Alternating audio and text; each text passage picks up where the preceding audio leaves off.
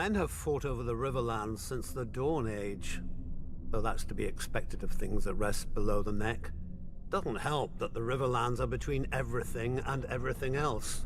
The Westerland's gold, the Reach's grain, the Vale's rock, and the North's snow? House Mud once ruled as the kings of the rivers and hills, but after 1,000 years their line was exhausted and fell to the Storm Kings, who fell to the Ironborn. I suppose after years of drowning at sea, our rivers look pretty attractive to that race of pirates and rapers.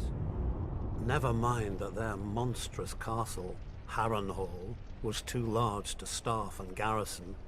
It turned out the Ironborn wouldn't be there long enough to bother. Aegon Targaryen landed to our south, and, as had many before him, liked the look of the Riverlands. My ancestor Brynden Tully led the desertion of Riverlords to his cause, and was rewarded by getting to watch King Harren burn in his own tower. Unfortunately, that's not all Edmund got. House Tully was named the Lords Paramount of the Trident, which means we had to keep in line all those lords who hadn't governed themselves for thousands of years. We were now responsible for aiding the Malisters at Seaguard against the pouting Ironborn whenever they got cheeky. For settling Harrenhal on families stupid enough to think its curse would skip them after devouring all previous families. For keeping the Blackwoods and Brackens from wiping each other out, and giving us 2 more castles to deal with. For keeping the Freys in their place and out of others' pockets. For marrying off our sons and daughters wisely enough so we didn't follow House Mud into, well, the mud. Yet under the Targaryens, the Riverlands knew a peace we hadn't had for centuries, if ever.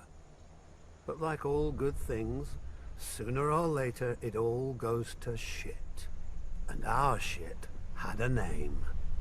Aerys Targaryen. Westeros has had its share of Mad Kings, but usually they had the sense not to bully more than one powerful house at a time. Aerys soon blundered into a triple alliance. The North, Stormlands, and Vale rose against him. But of course, where do you think most of the blood was spilled? My brother Hoster guaranteed the answer to that with the marriage of my niece to Eddard Stark, the Warden of the North. At least Hoster didn't send her to Robert.